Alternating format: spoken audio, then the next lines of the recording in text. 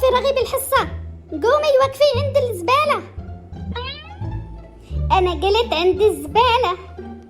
ليش أنا يا مس وين واقفة هالحين؟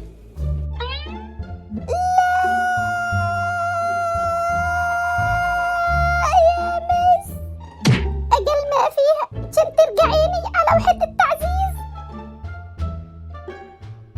شو تعلمتي من الدرس يا رنوش؟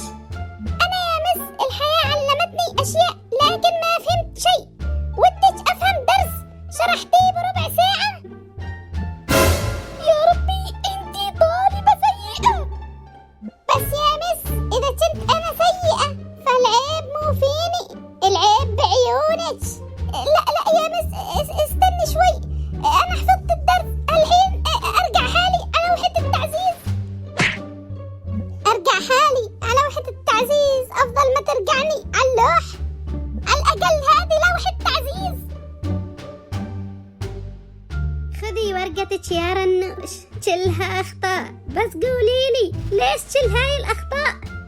بس المثل يقول يا مس لا تبرر أخطائك بل اجلطهم بالمزيد. والمثل يقول إذا أزعجك أحدهم ما في مشكلة، تشلح شحاطتك وترجع. لا يا مس، الحمد لله أصغر من شحاطتنا بالحنان.